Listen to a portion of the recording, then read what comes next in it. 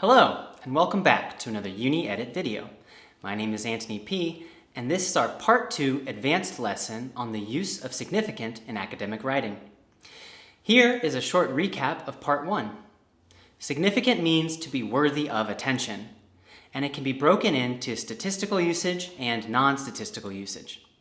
Both usages are correct, and both usages are common in academic writing. Now, on to today's lesson. Don't mix statistical usage and non-statistical usage. Take a look at this sentence. Here is an unclear example.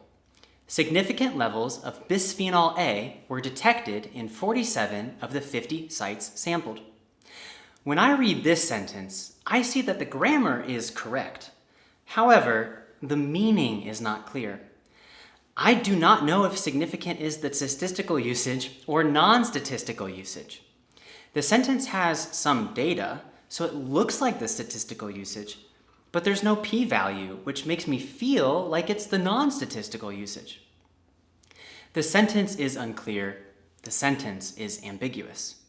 So I asked the author about their intended meaning, and I worked with the author to improve the clarity. Here's the improved sentence. Clear statistical usage example.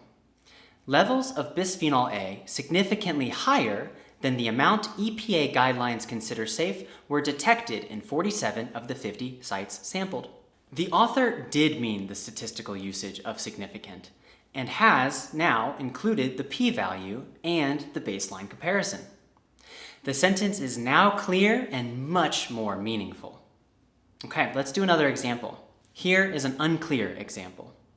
Our results agree with the significant findings of Kang, who found that beta-carotene production was more efficient in 5% kerosene supplemented media than in non-supplemented media. Again, the grammar here is correct, but I'm not sure if Kang's findings were statistically significant or if their findings were just worthy of attention. The usage of significant is unclear, and that is a problem. With that in mind, here is an improved example with the statistical usage of significant. Our results agree with the major findings of Kang, who found that beta-carotene production was significantly more efficient in 5% kerosene supplemented media than in non-supplemented media.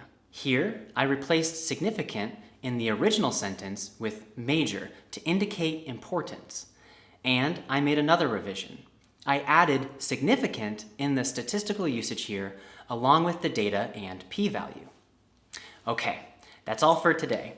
To recap, there is a statistical and non-statistical usage of the word significant. But be careful and do not mix the two usages because the sentence might not be clear. If you have any questions, please leave them below in the comments section.